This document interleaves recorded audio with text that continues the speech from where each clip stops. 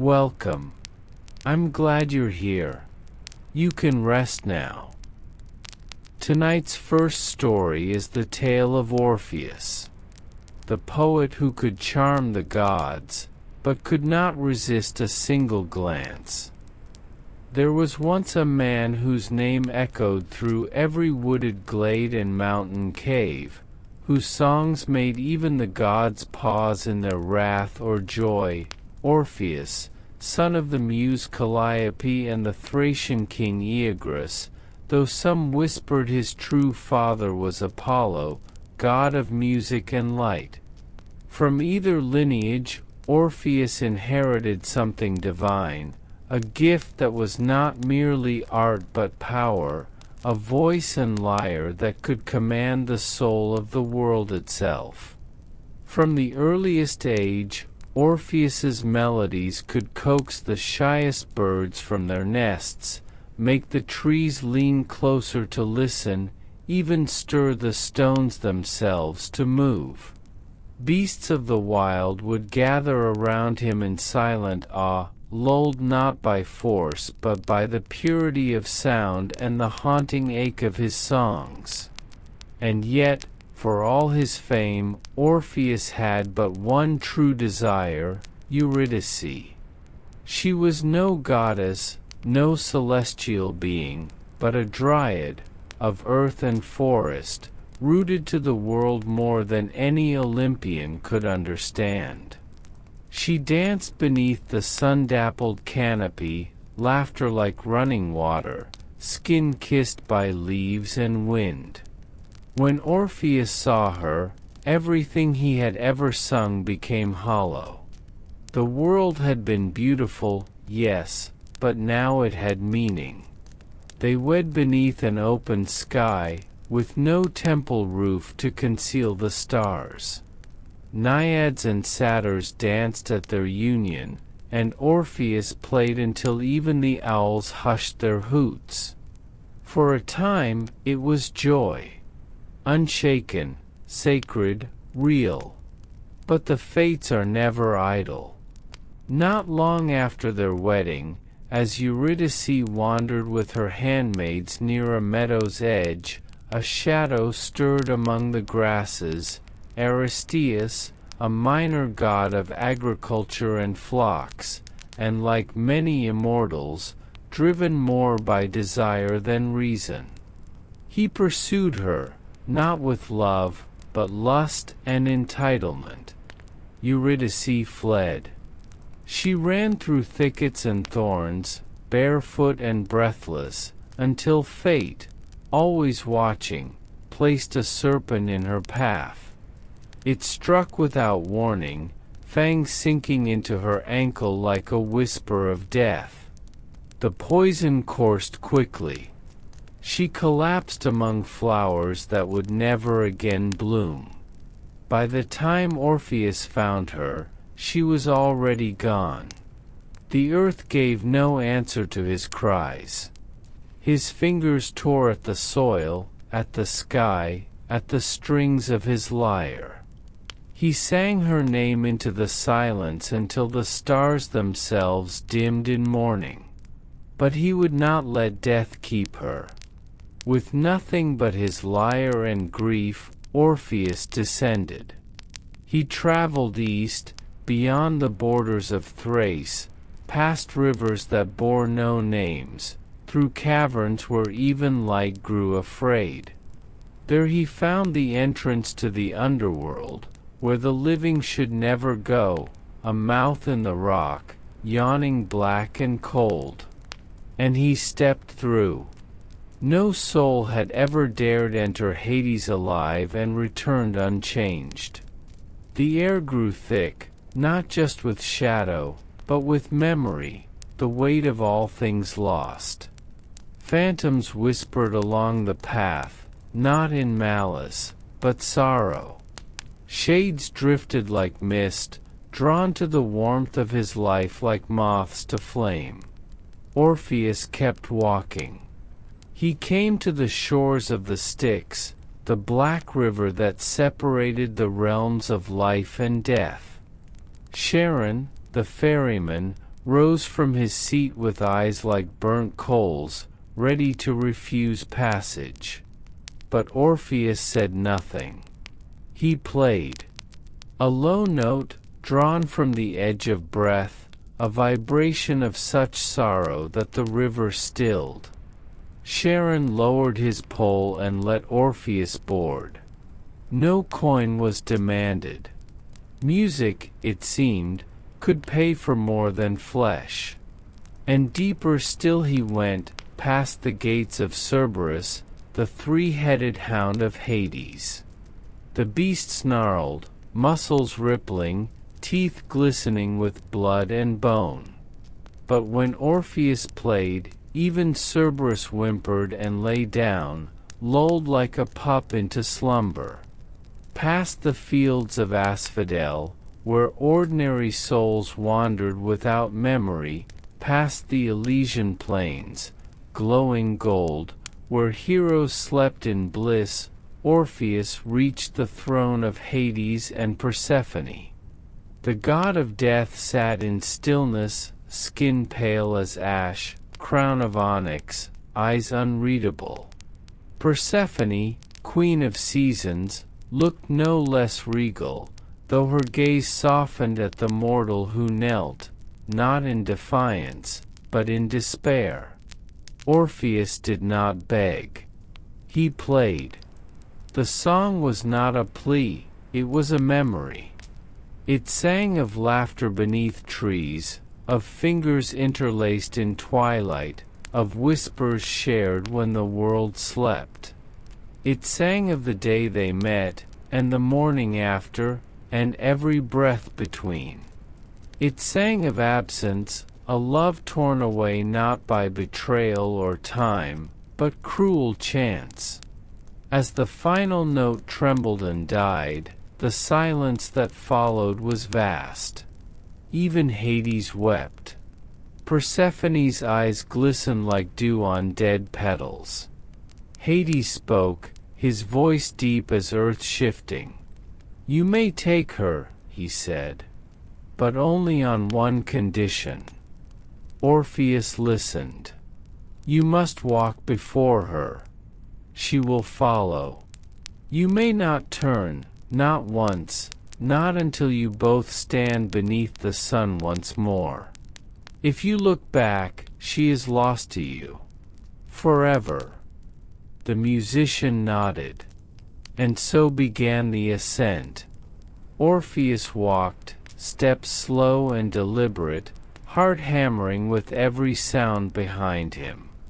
Eurydice's footsteps, soft, too soft, echoed faintly. She said nothing. In the world of shades, speech was thin as mist.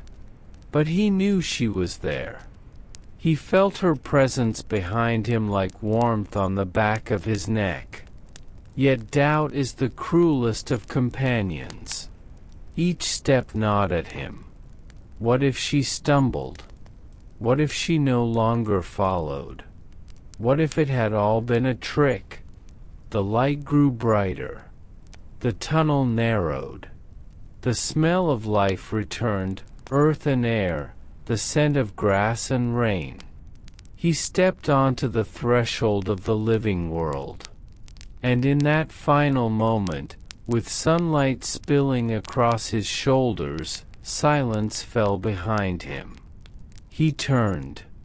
There she was, Eurydice, her face ghost pale, her eyes locked on his with such sorrow, not at dying, but at his doubt. At his failure to trust. She reached for him, but too late. The shadows took her again. Her mouth moved. No sound came. Perhaps it was his name. Perhaps forgiveness. Perhaps nothing at all. And then she was gone. Orpheus screamed, but the gods did not listen a second time. He tried to return. The path would not open. Charon refused him. Cerberus growled. The underworld had offered its mercy once. It would not again. Orpheus wandered the earth, broken. His lyre hung limp at his side. The forests that once sang with him grew still. No melody could escape him now, only silence. He rejected food, company, even the worship of his patrons. Baksheek revelers, followers of Dionysus, found him one evening in the woods. They mocked him, begged him to play, to sing, to join in their madness. But Orpheus refused. So they tore him apart. In a frenzy of wine and fury, the Maenads ripped his limbs from his body. His head, still singing, floated down the river Hebrus, mouth moving in unbroken song, drifting toward the sea. Even in death, his voice would not be silenced. They say his lyre was taken up into the stars by the gods, forming a constellation. And some say Orpheus was reunited with Eurydice at last, deep in the underworld where none could separate them again. There, among the fields of shadow, he played not for mortals or gods, but for her alone. And this time, he never looked away. Now, the story of Ariadne, and the man she saved, but never saw again. Long before the name Ariadne was whispered by waves or mourned by gods, there was a curse upon Crete, a consequence of divine scorn, born not from mortal folly alone but from a bargain struck and broken. King Minos, ruler of the sunlit island of Crete, once boasted of his divine favor. When he sought to prove his right to rule, he prayed to Poseidon, god of the sea, for a sign. The god obliged, sending forth a white bull, gleaming and otherworldly, from the depths. Minos was to sacrifice it as tribute, but power breeds hunger. He kept the bull, hoping the god would not notice. The punishment came through the queen. Pasiphae, Minos's wife, was cursed with a monstrous desire. In secret, with the aid of the cunning inventor Daedalus, she consorted with the divine bull. From this grotesque union came the Minotaur, a beast with the body of a man and the head of a bull, born to no world that wanted it. Horrified, Minos ordered Daedalus to construct a prison worthy of such horror, a labyrinth, vast and unsolvable, where the creature could wander in eternal hunger, fed only by the fear and flesh of the condemned. But death has a price. Years passed, and Minos's son Androgeos, bold and gifted, journeyed to Athens. There, through mischance or murder, he died. Minos, in grief and fury, demanded recompense. Every 9 years, 7 young men and 7 maidens from Athens were to be sent to Crete, to walk the winding halls of the labyrinth and face the Minotaur. None returned. In the 3rd cycle of this sacrifice, among the chosen was a prince, Theseus, son of Aegeus, king of Athens, or, in some tellings, son of Poseidon himself. Young, proud, and full of fire, Theseus did not travel to Crete to die, but to end the curse. And watching from behind silk-draped windows, unseen by her father, was Ariadne, daughter of Minos and Pasiphae, half-sister to the Minotaur, priestess of the labyrinthine rites. She had seen the others, blank-faced victims, resigned to their doom. But not this one.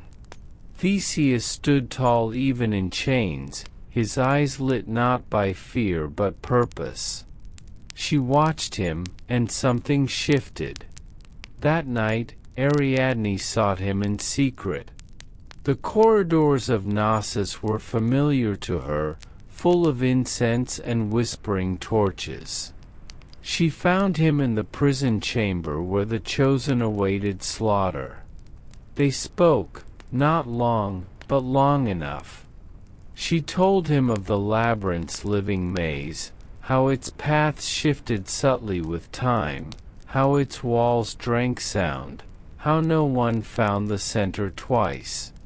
And then she offered him a chance. A ball of thread, simple and sacred, woven by her own hands, enchanted by her own rites.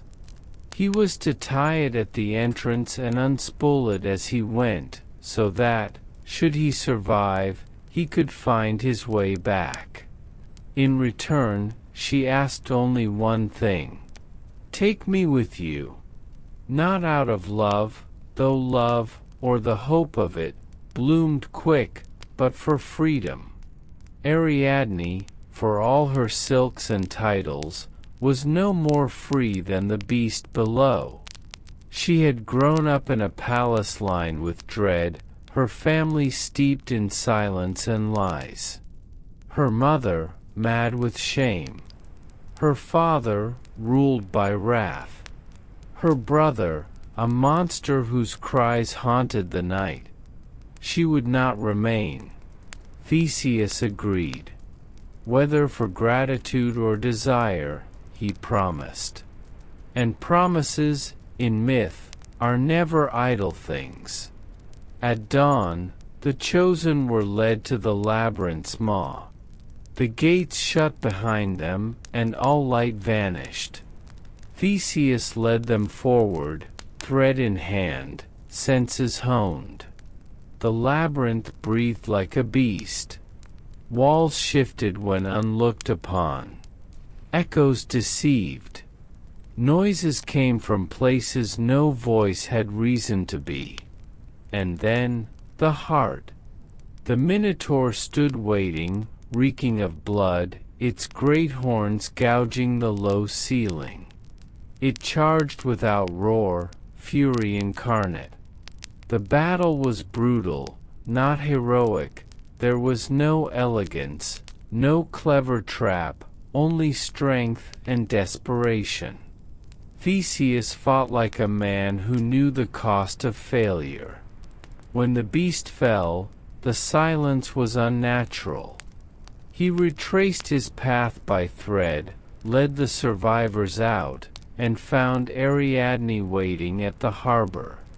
Together, they fled. The night wind carried them across the Aegean Sea. Stars turned above, and for a time, it was as if the gods smiled. Theseus spoke of Athens. Ariadne whispered of new lives, new names. They touched fingers like promises.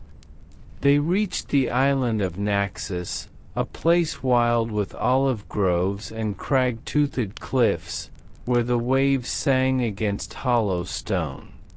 They docked in the dark, and Ariadne, exhausted, slept on the shore, wrapped in his cloak, lulled by the sound of the tide. When she awoke, he was gone. No sail on the horizon. No footprints in the sand. No explanation.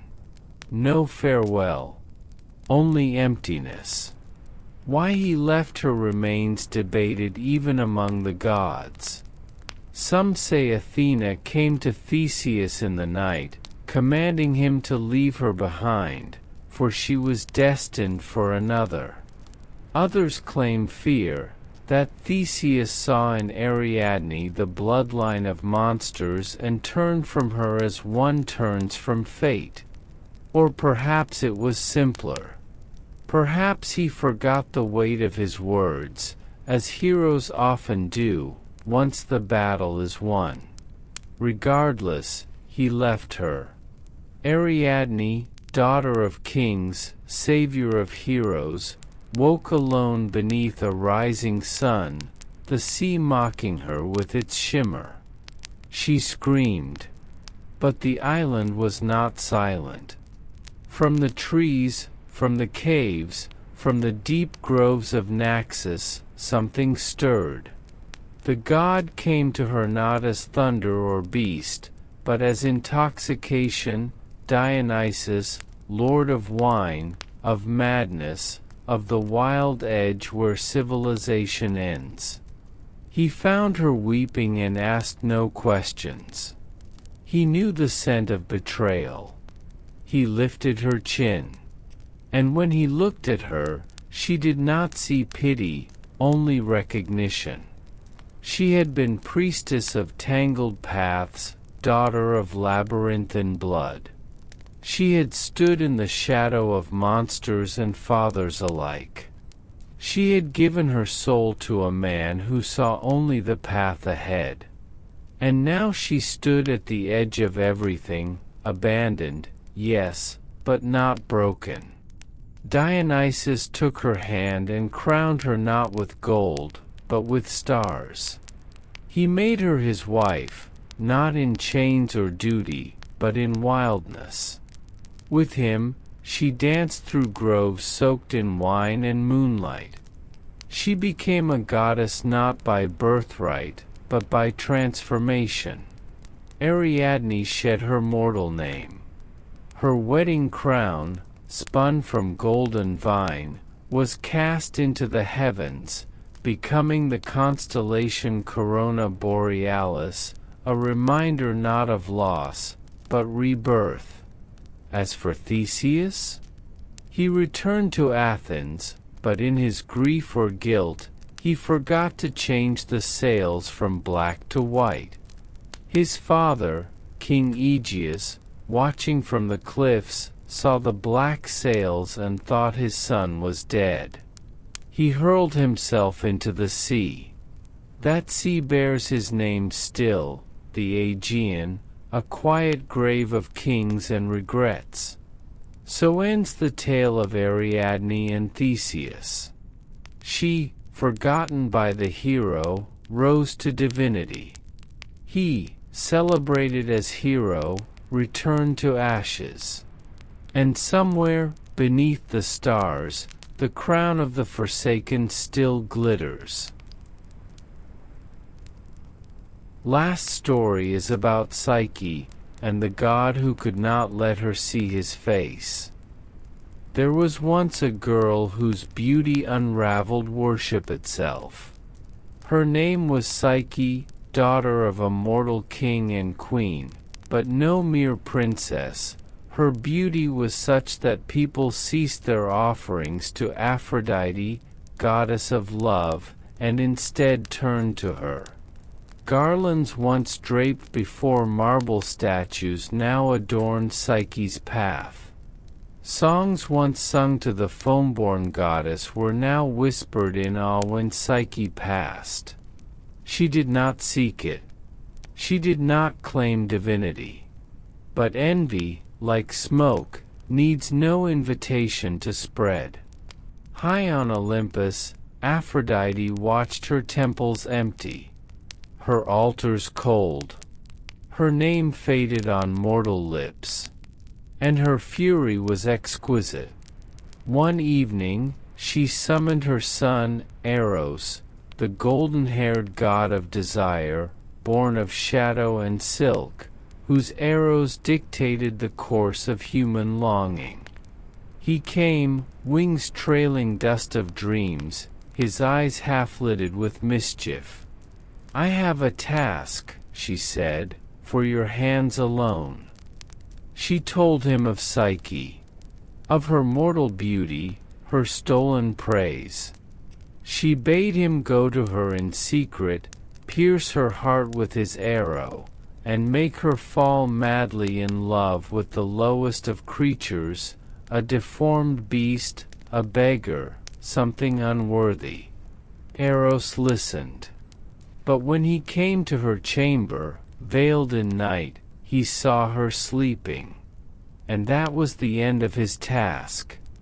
The arrow slipped from his fingers, and before he could stop it, its tip grazed his own skin.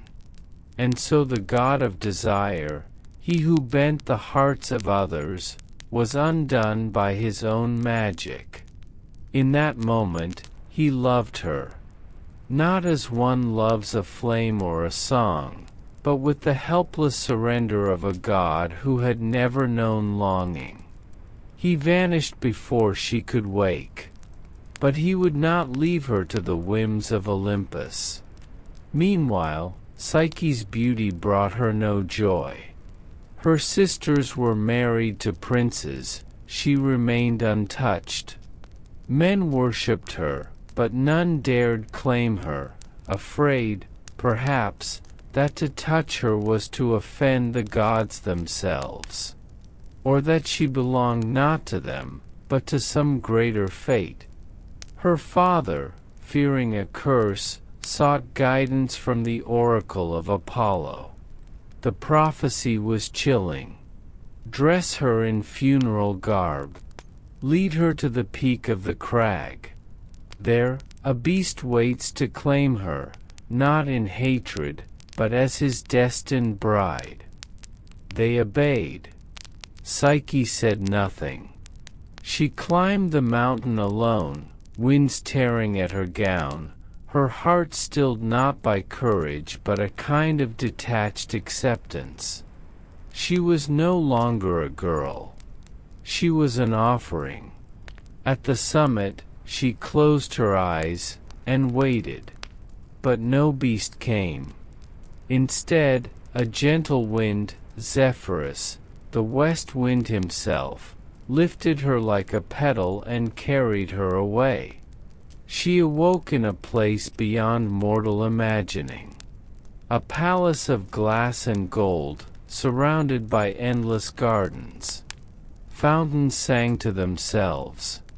Fruit trees bore fruit in every season. Invisible voices served her meals, dressed her in silks, led her through corridors. And when night fell, he came. She never saw his face. In darkness, he entered her chamber, spoke to her in a voice like velvet, touched her with hands that trembled with restraint. He asked only one thing. Do not try to see me. Not yet. Days passed like dreams. Nights passed like breath. Psyche found herself falling into a strange, quiet love, a love of whispers and laughter and the press of arms in the dark. Her heart warmed with something more than gratitude, more than desire. But the unseen always births suspicion. Her sisters came, borne by the wind, invited by Psyche's loneliness. They saw her splendor, the riches of the palace, and jealousy bloomed like rot. They whispered doubts. Why will he not show himself? Perhaps he is a beast, hiding his monstrous face. Or a serpent, fattening you with sweetness until the day he devours you. Psyche, shaken, did what she had sworn she would not. That night, when he lay beside her in sleep, she rose silently. With one hand she held a knife, in the other, a lamp. She lit the flame, and saw him. He was no monster. He was Eros himself, the god of love, radiant and divine, golden hair tumbling across the pillow, lips parted in sleep. In her awe, her hand shook. A single drop of oil from the lamp fell onto his shoulder. He awoke, betrayed. His face twisted not in rage, but heartbreak. You have wounded me, he said. Not here, he touched the burn, but here. He vanished, and the palace dissolved with him. Psyche was alone. No palace. No voice. No wind. Only silence. She wandered through wilderness and ruin, seeking him, calling his name into valleys and rivers. No answer came. At last, she did the unthinkable. She went to Aphrodite. The goddess received her not with forgiveness, but scorn. She had been humiliated. Not only had Psyche stolen her son's heart, but had broken it. Still, she offered a path, cruel and divine. If you wish to prove your love, said Aphrodite, you will serve. The first task. A mountain of seeds, barley, millet, poppy, lentils, all mixed together in a single impossible heap. Sort them by morning, Aphrodite ordered. Psyche fell to her knees. Her hands trembled. Then came a rustling. Ants, thousands of them, scurried forth. Whether from kindness or divine sympathy, they worked through the night, sorting each grain with perfect precision. Morning came. The task was complete. Aphrodite frowned. The second task. Fetch the golden wool from the deadly sheep who grazed by the river, beasts who gored any who came near. Psyche waited until twilight, when the rams lay down in the shade. She gathered the wool from thorns where it snagged and returned unscathed. Another trial passed. The third task. Fill a vial from the black river Styx, whose waters were guarded by dragons and impossible cliffs. She wept. Then a voice, an eagle, sent by Zeus, soared down, seized the vial, and filled it from the river without harm. Another task done. But Aphrodite saved her worst for last. The final task. Go to the underworld. Find Persephone. Ask her for a box of beauty, mine has faded from tending you. But do not open it. Psyche descended, guided by sacred rites. She gave coins to Charon, honeyed cakes to Cerberus. She met Persephone, who gave her the box without question. On the way back, temptation swelled. Psyche, torn and battered, wondered if she could steal just a little beauty. Surely then Eros might love her again. Surely then she would be enough. She opened the box. And fell. The box held not beauty, but sleep, deep and deathlike. She collapsed. But Eros, healed from his wound, had watched. He had seen her trials. Her devotion. Her willingness to descend into death itself for love. He came. He brushed the sleep from her eyes with a single kiss. She woke. Together, they rose to Olympus. Eros pleaded before the gods. Zeus, moved by the story, offered Psyche a goblet of ambrosia. With one sip, she became immortal. A mortal heart made divine, not by birth, but by endurance. Even Aphrodite, begrudgingly, accepted her. Beauty and soul, reconciled. They were wed among the stars. And so, Psyche, whose name means soul, became the eternal bride of Eros, love. Not because love is easy, but because the soul, when tested, becomes worthy of desire. Tonight's stories come to an end. I'm glad we shared this moment. I wish you a gentle night,